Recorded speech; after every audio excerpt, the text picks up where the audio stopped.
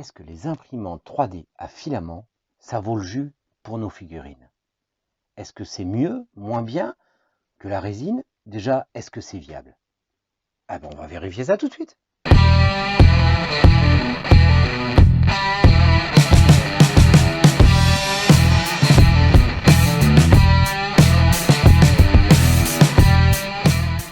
Bonjour à tous et bienvenue chez Cereal Painters. Alors aujourd'hui, on se retrouve pour le test d'une imprimante à filament. Une imprimante à filament début de gamme, j'ai nommé la Tina 2 de chez Widoo. Alors pourquoi celle-là? Alors Widoo vient de nous l'offrir. Et oui, ouais, on a été surpris. Nous, une petite chaîne, on nous offre une imprimante 3D à tester. Le fabricant très confiant sur ses performances, qui nous laisse absolument dire ce qu'on veut. Parce que sinon, c'était pas la peine. Alors du coup, ça nous a intrigué un petit peu quand même. On s'est dit, vache, il a l'air confiant et tout. On va essayer. On va voir ce que ça va donner. Déjà, est-ce qu'elle est facile à se servir? Est-ce qu'elle est bien? Alors, on a été très surpris. Elle est arrivée avec un manuel en français, dans un français nickel, bien expliqué, bien détaillé. Pas seulement les fonctions de base, il y a un petit dépliant de démarrage rapide, mais il y a aussi un gros manuel avec les fonctions avancées et tout, et le comprendre un peu le pourquoi du comment. Alors, cette machine, c'est une machine de la marque Widoo. Alors Widoo, apparemment, j'ai cherché un petit peu, c'est une grande marque qui a fabriqué pas mal d'imprimantes sous-traitées pour d'autres marques et qui maintenant lance les imprimantes à son effigie. Alors cette imprimante, c'est une imprimante qu'on trouve assez facilement chez Carrefour. C'est là qu'il la distribue essentiellement. On peut la trouver aussi par d'autres choses. C'est une imprimante qui normalement vaut 149 €. Souvent, en promo, vous la trouvez même à 99. Et là, pendant les soldes, je sais qu'il y a des endroits où vous la trouvez à 75 €. Donc, ça valait le coup de faire cette vidéo assez vite, tant que les soldes sont encore là, parce que, franchement, à 75 €, c'est pas cher quand même. En plus, il faut reconnaître une chose, c'est que le filament coûte beaucoup moins cher que la résine. Pour le prix d'un kilo de résine, vous avez 3 kg de filament. Ça vaut le coup de se poser la question si c'est suffisamment bien pour des figurines. Alors, en plus, cette machine, ce qui est pas mal, c'est qu'ils ont un site dédié dessus où on trouve des tonnes d'accessoires pour réparer la machine, des buses neuves, des porte-filaments, même des papiers qu'on met sur le support. Et franchement, c'est pas cher du tout. Donc au moins, il y a un service derrière et on peut avoir une machine qui ne va pas être du jetable. Et ça, c'est important. Alors tout d'abord, l'imprimante est arrivée très bien emballée, dans un carton dans lequel il y avait encore un autre carton, dans lequel il y avait des cartons pour protéger l'imprimante. Manuel, comme je l'ai dit, en français, très clair, des pièces de rechange, une buse de rechange, tous les accessoires pour démonter, des entrées de filament avec un rouleau de 90 grammes de filament et même des petits papiers en plus pour mettre sur le support où s'imprime la figurine. Alors on va vérifier tout de suite si elle est facile à installer. Comme on peut le voir, la machine est bien en français. Alors le menu, c'est pas dur, il suffit d'appuyer, de tourner la molette pour aller là où on veut et d'appuyer une fois qu'on a sélectionné pour valider et aller dans les sous-menus. Là, le menu contrôle, c'est là où on va pouvoir régler la température, la hauteur de buse, la langue, et on a les infos sur la machine. Donc rien de compliqué à se servir, un seul bouton, c'est très simple. Il y a l'entrée pour la micro SD qui est fournie avec la machine à côté, et la micro SD est fournie aussi avec une clé USB pour mettre sur l'ordinateur. Alors, pour mettre le fil, c'est pas dur du tout. Il suffit de couper le fil en biais, soulever la pince, glisser le fil jusqu'à la butée. Donc au bout d'un moment, ça va s'arrêter, on va coincer, et c'est bon. Là, on retourne sur préparer, on choisit charger le filament, on envoie, et ça se lance tout seul. Alors, elle va se mettre à chauffer, et lancera quand elle sera prête.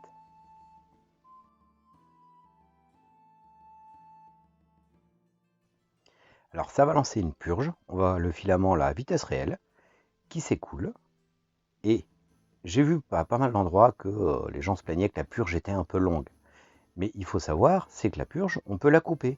Il suffit d'appuyer sur le bouton, sélectionner continuer, purge plus c'est pour repartir, continuer, c'est-à-dire arrêter la purge, et voilà, la purge est arrêtée. Et la machine est prête.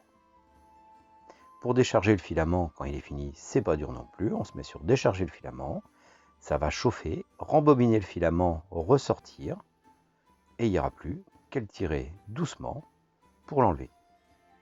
Donc pareil, on déclipse le petit moteur qui permet de tirer le fil, on le descend et on le ressort. Franchement, même nous qui n'y connaissons rien dans ces imprimantes, facile comme tout. Bon, comme vous avez pu le voir, franchement, très facile à mettre en œuvre. Il y a un cordon à brancher dessus, faire entrer le fil. Le reste, c'est du plug and play. Les menus sont très clairs. Préparer, charger le filament, la purge se fait tout seul, la mise à niveau se fait tout seul. Franchement, pas grand chose à en dire. Nous, on n'y connaît absolument rien en imprimante à filament. Donc pour débuter, franchement, facile. Ça se fait tout seul. Mais maintenant, est-ce qu'on va pouvoir faire un peu plus avec? Alors pour le savoir, on va déjà tester une première impression qui est fournie avec un Mannequin Echo qui fait à peu près 5 cm de haut. Alors je vous passe, on a fait bien sûr le test d'impression avant qui est un cube tout basique, très moche, qui n'a aucun intérêt. On va passer directement au Mannequin. Il suffit, pareil, d'aller dans le menu, choisir impression à partir de la carte SD, choisir le modèle qu'on veut, et puis appuyer pour lancer l'impression. Alors, vous avez vu aussi sur le côté de la machine, il y a une entrée USB. On peut relier directement la machine à l'ordinateur pour pouvoir paramétrer des nouvelles fonctions, pour pouvoir améliorer l'impression et pour pouvoir envoyer directement ces modèles. Alors si vous vous demandiez, voilà, ça fait quand même un peu de bruit. Et franchement, ça vous rappelle pas quelque chose? On dirait un Minitel, franchement.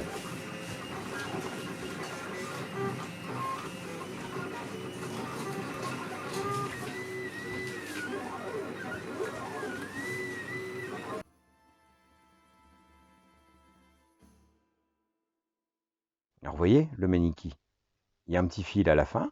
On voit quelques petites bavures qu'il y a à enlever, mais franchement, pas grand-chose.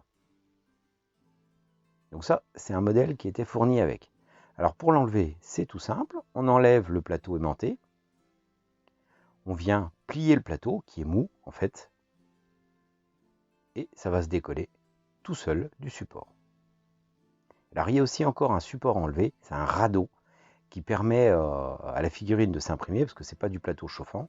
Ça s'enlève sans difficulté, il suffit de tirer un peu dessus, il n'y a pas de problème.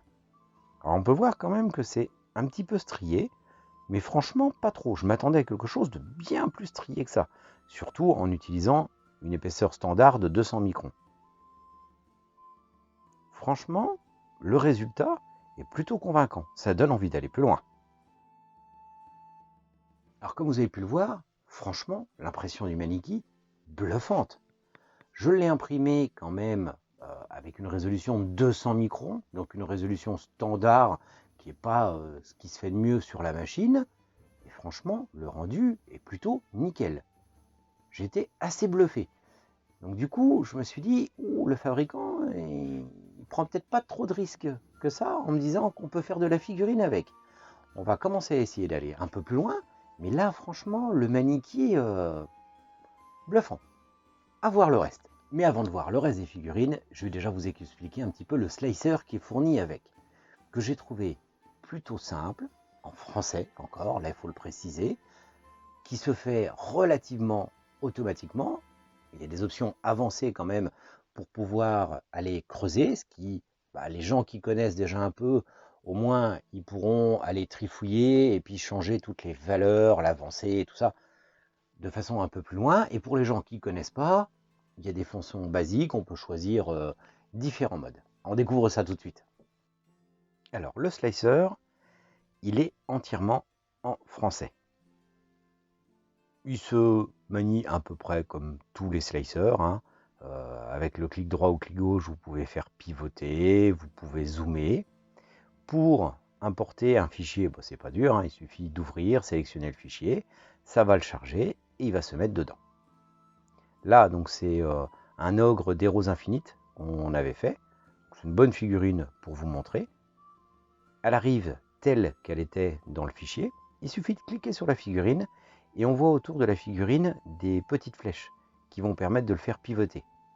Alors les flèches sont indiquées avec des degrés quand on pivote, donc c'est pas mal. On peut le pivoter de façon relativement précise, sans problème, il suffit de suivre les degrés. Alors là, je le remets debout, sans aucune difficulté, il suffit de sélectionner la flèche. Ensuite, on voit une zone en bas. Si vous prenez un des petits carrés et que vous tirez dessus, ça va vous permettre d'agrandir ou de diminuer la taille de la figurine. Ce qui est bien, c'est que dans ce cas-là, on a un petit menu déroulant qui se met en dessous et qui vous donne la taille des échelles. Donc ça vous permet de mettre la figurine à la taille que vous voulez, relativement précisément quand même. Et sur le haut, il y a une petite flèche qui permet de décoller la figurine du plateau, si on veut la mettre en hauteur pour les supports.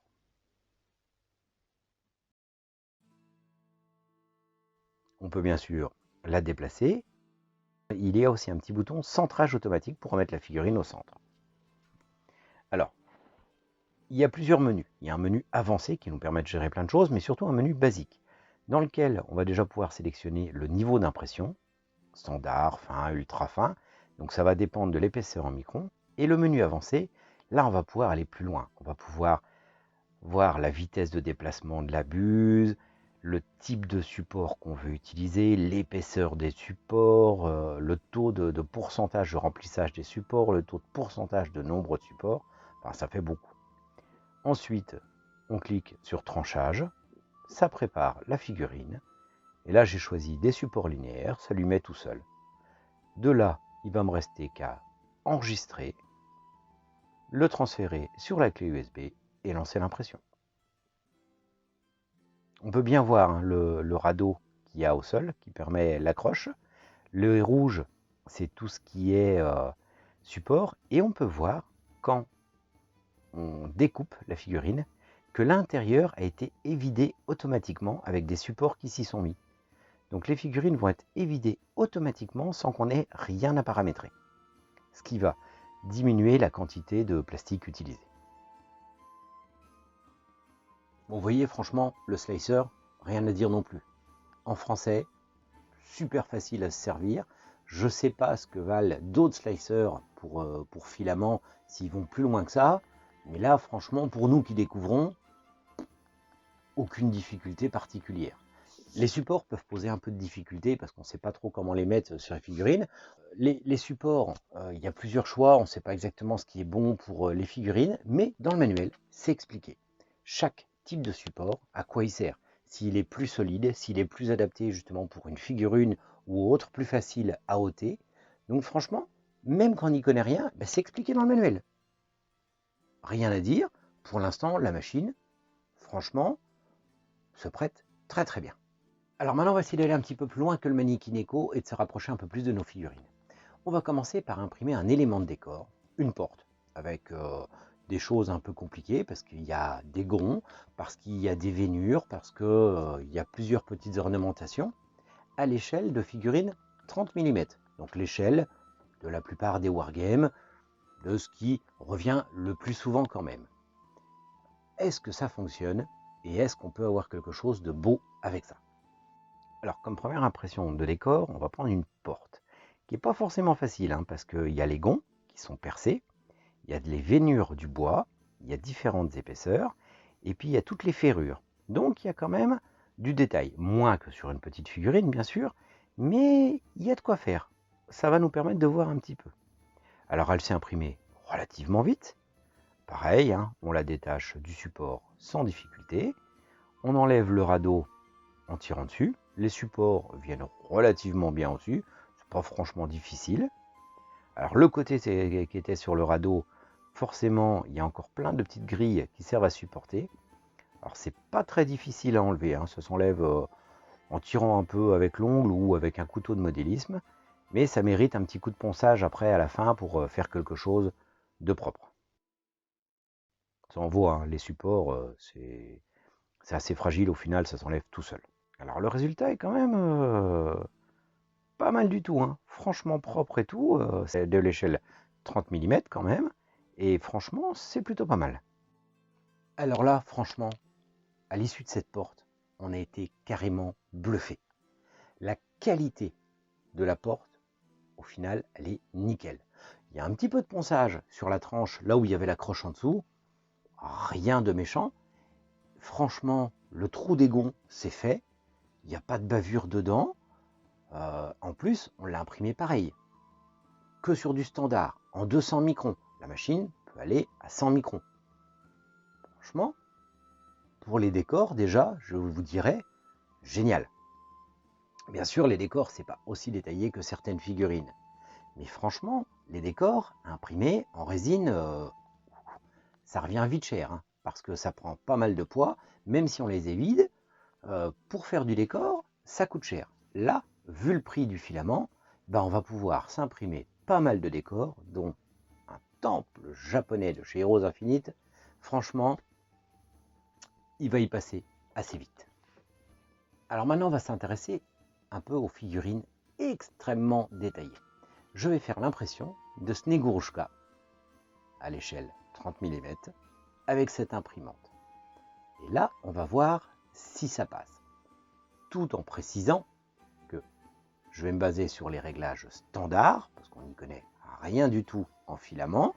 J'ai pu voir sur quelques tutos à droite à gauche qu'il y a des choses à travailler pour faire de la petite figurine avec, pour améliorer. Mais on va voir déjà en standard ce que ça donne. Alors là, on va essayer plus compliqué avec Snegurushka quand même, parce qu'elle est vraiment très très détaillée avec plein de petites choses, dont sa main qui envoie un baiser, où on voit les doigts qui sont à l'unité, et ça, je me demande vraiment si ça va arriver à nous le sortir. Résultat, alors on voit que il y a quelques petits soucis de cheveux d'ange. Alors ça, j'ai vu, on peut régler le problème, il suffit de jouer sur les paramètres. Donc ça m'inquiète pas trop. Les supports se détachent relativement facilement. Et là où je suis surpris, c'est que les détails sont là. Il y a même la main. On voit sur la robe qu'il y a quand même tous les détails qui étaient gravés sur la robe. Alors, il y a un peu de micro-sillon encore, quelques bavures. Ça, apparemment, il va falloir jouer sur la température de la buse et la vitesse d'avancée de la buse. On n'y connaît rien pour l'instant. Là, on a fait tout simple, avec les réglages basiques. Et bien alors là, sur le coup, pareil. J'ai trouvé ça pas mal quand même. Alors, c'est pas aussi bien que de la résine pour des figurines de 30 mm. Après, il faut différencier. J'ai bien regardé sur la figurine, il y a quand même beaucoup de détails qui apparaissent, des détails qui devraient être là, même sur la robe, on voit des petits détails qui sont là. Sur le haut, on voit qu'il y a eu quelques affaissements et quelques sorties où ça a coulé un peu. Ça, si j'ai bien compris, c'est dû au réglage. En fait, il faut travailler le réglage pour des figurines de cette taille-là, peut-être un peu moins chaud, une vitesse de buse différente. Mais bon, n'y connaissant pas grand-chose, j'ai pas voulu m'aventurer là-dedans pour l'instant. Mais déjà, j'ai trouvé quand même que c'était franchement pas mal. Pas aussi bien que de la résine, mais pour une imprimante à ce prix-là, franchement, c'est assez étonnant. On se dit quand même,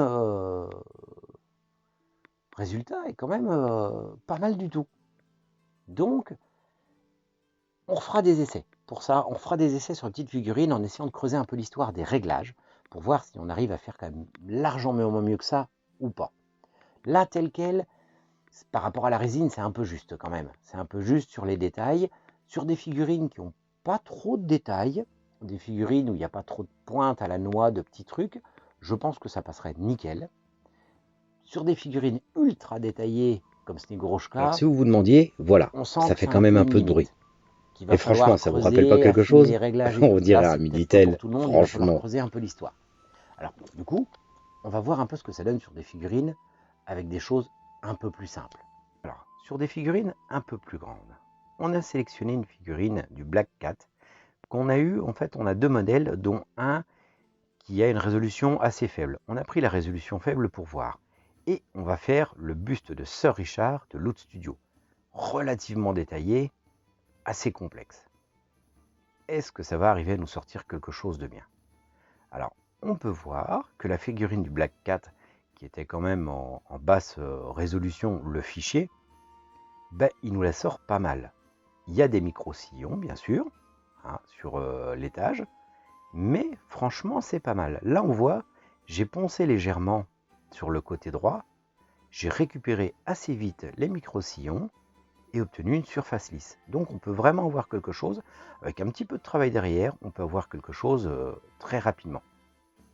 Ça fait un peu le même principe au final que l'imprimante résine. C'est juste un peu plus marqué. Surtout là en 200 microns, c'est quand même une épaisseur assez grossière. Mais je suis surpris quand même du fait que c'est pas si marqué que ça, parce qu'il m'a pas fallu forcément beaucoup de ponçage.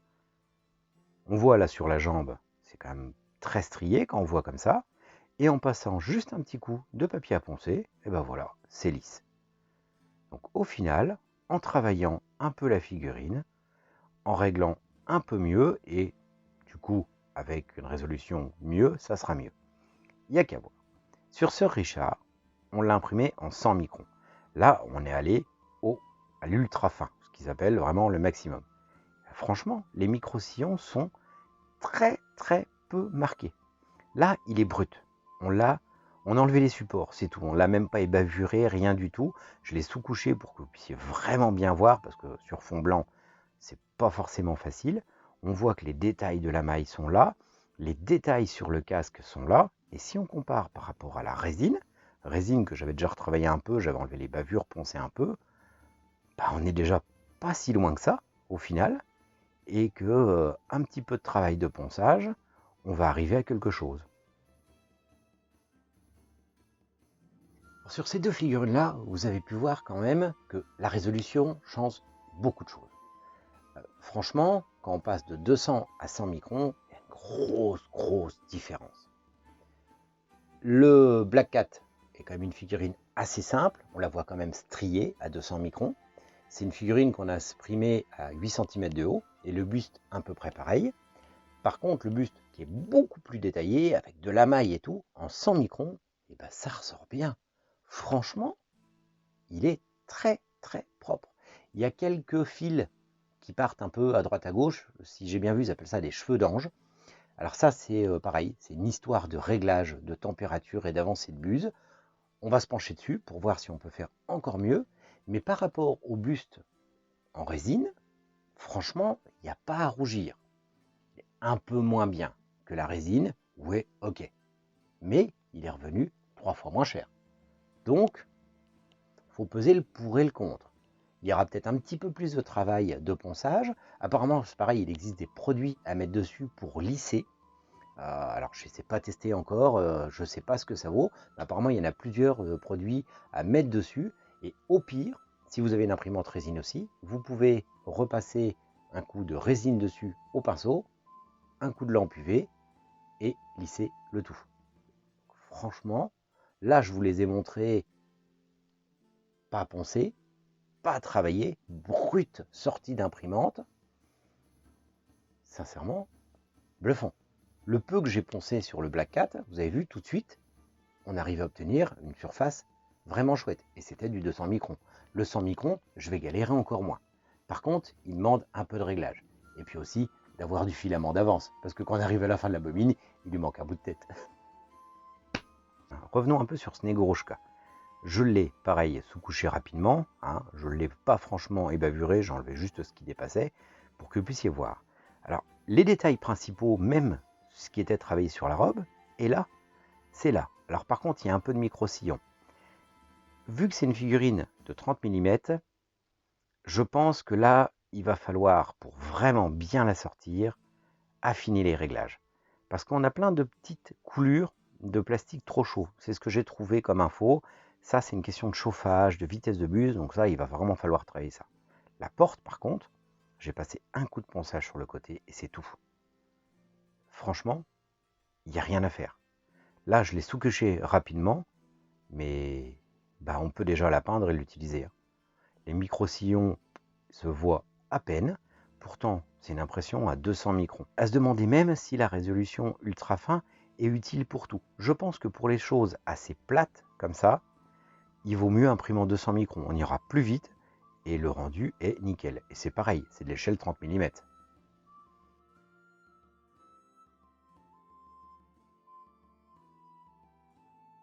C'est à peu près le même principe qu'une imprimante résine, sauf que l'imprimante résine, il y a un anti-aliasing, c'est un peu différent, on peut lisser un peu plus. Mais au final, c'est tout simple. Comme vous pouvez voir là sur les dessins, quand vous imprimez des couches toutes droites, bah forcément ça va être bien lisse parce que les couches vont être l'une sur l'autre, elles ne seront pas en décalé.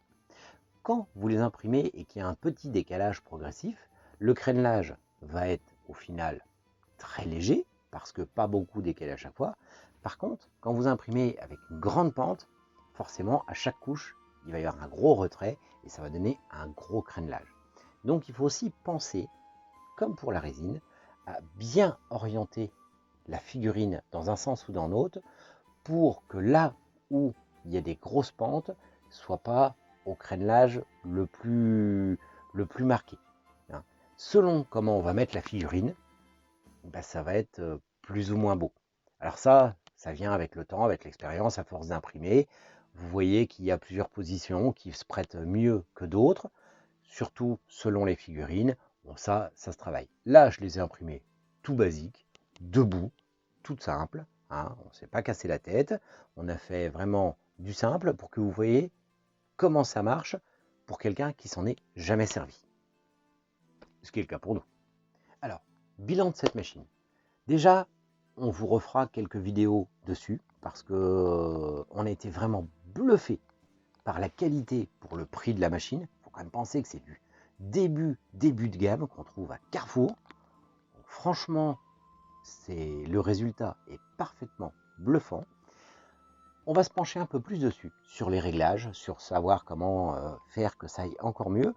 Et on essaiera de réimprimer 2-3 figurines comme Snegorojka, des choses assez détaillées pour voir vraiment ce qu'on peut faire une fois qu'on connaît les réglages de la machine et à quel point on peut aller.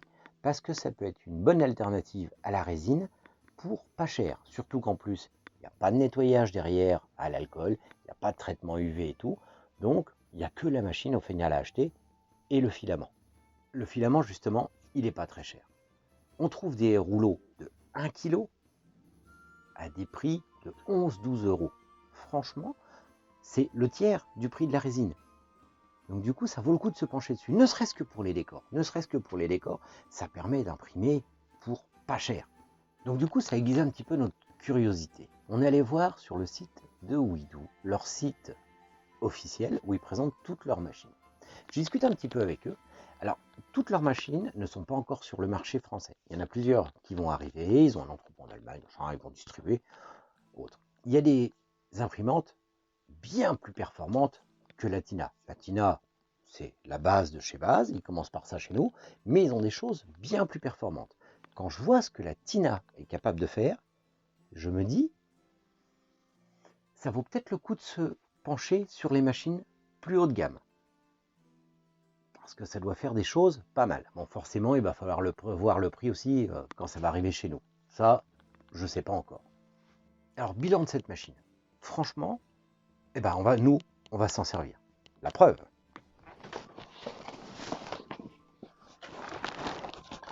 On s'est déjà racheté 2 kilos de filament. Ouais, franchement, à ce prix-là, pour faire des décors, ça sort très très bien. Il y aura un petit peu de travail de ponçage. Une fois qu'on saura régler la machine un peu mieux, je pense qu'on va sortir vraiment des choses très très belles. Et rien que pour ça, bah, ça vaut le coup. Ça vaut le coup parce que le filament est pas cher, la machine est pas chère. Franchement, il n'y a rien à dire. Alors par contre, de là à vous dire si vous devez l'acheter ou pas, ça, je fais pas. C'est pas mon truc. Je suis pas là pour faire de la pub et puis vous dire allez l'acheter. Par contre, vous avez pu la découvrir. Si elle vous plaît, bah franchement, pas mal. N'hésitez pas. Surtout si vous la trouvez en promo en solde. Franchement, là, il faut en profiter. Hein. Mais nous, donc, on a été surpris. Franchement, j'y croyais pas trop à ces imprimantes à filament pour des figurines comme nous on fait. Pour des grands trucs, ouais, pas de souci. Mais pour de la petite figurine, j'y croyais pas trop. Alors, on voit que ça a ses limites. Par rapport à la résine, il faut être honnête, hein, c'est pas aussi bien. Mais c'est pas mal du tout. Pour les décors, quelle que soit l'échelle, alors là, nickel. Pour les figurines, à partir de l'échelle 75 mm, nickel. En dessous, pour les 30 mm comme on fait, ça va dépendre de la figurine. Si elle n'est pas trop détaillée, ça va bien passer. Si elle est très détaillée, ça sera quand même moins bien que la résine et il va falloir travailler un petit peu les réglages pour en obtenir le meilleur. Mais ça sera quand même moins bien que la résine. L'avantage du plastique par contre par rapport à la résine, c'est que c'est beaucoup moins cassant. Ça ressemble un peu aux figurines de Game Workshop. Vous savez, quand les épées, vous avez au bout des figurines, vous pouvez les plier un peu avant qu'elles cassent. Si vous pliez trop, forcément, elles vont se tordre ou se casser. Mais si vous les touchez un peu, elles ne vont pas se casser pour un oui, pour un non. La résine, c'est juste le désavantage, c'est que c'est plutôt fragile. Alors, il y a des résines flexibles à mettre dedans. Il faut faire ses mélanges, tant de pourcents de ci, tant de pourcents de ça. Ça, tout le monde n'a pas envie de se lancer dans des choses aussi pointues. Là, c'est le même effet que chez Game Workshop. Ça donne des figurines qui sont un peu manipulables et moins fragiles. Quand elles ne sont pas trop détaillées, ça permet de faire pas mal d'armées. Je pense que pour les gens qui font des modèles militaires, qui souvent sont quand même moins détaillés, avec moins de choses que les choses un peu fantasy ou futuristes, je pense que ça va s'y prêter très très bien. Pour les décors aussi, pareil. Pour la figurine, à voir dans le temps si on arrive à pousser les réglages. Je ne pense pas que ça sera aussi puissant que la résine. De toute façon, c'est impossible, hein. Les imprimantes résine, même les plus basiques, sont à 50 microns de niveau. Là, en descendant plus bas, on est quand même à 100 microns. Donc on est quand même une résolution 2 fois moins bonne. Donc ça n'arrivera jamais exactement au même niveau. Mais après, pour faire de la piétaille, pourquoi pas, hein. Ça permet d'avoir de la figurine en piétaille propre et pas cher. Donc, à réfléchir. En attendant, j'espère que cette découverte vous a plu. Nous, elle nous a vraiment plu. Cette machine qu'ils nous ont offert, franchement, merci à eux. C'est très sympa d'avoir sélectionné notre chaîne pour l'offrir. Une petite chaîne pas forcément encore extrêmement connue. Ça nous a fait très plaisir. Ils avaient raison, la machine est quand même bluffante. On ne pensait pas qu'une machine début de gamme comme ça puisse quand même avoir cette qualité-là. Même si c'est pas de la résine, ça a ses avantages. Et nous, on va continuer à s'en servir. Et franchement, ça nous a fait plaisir de la tester et de la pousser un peu à faire des choses un peu compliquées. Pour ceux qui se posaient des questions sur le filament par rapport à la résine, j'espère que ça va répondre. Hein, surtout ceux qui se posaient des questions pour des machines pas trop chères, hein, qui n'ont pas forcément des gros budgets. Espérons que ça réponde à vos questions, savoir si ça vous convient ou si ça ne vous convient pas, si c'est assez bien ou pas assez bien. Ça, on vous laisse en décider par vous-même. En attendant, à la semaine prochaine.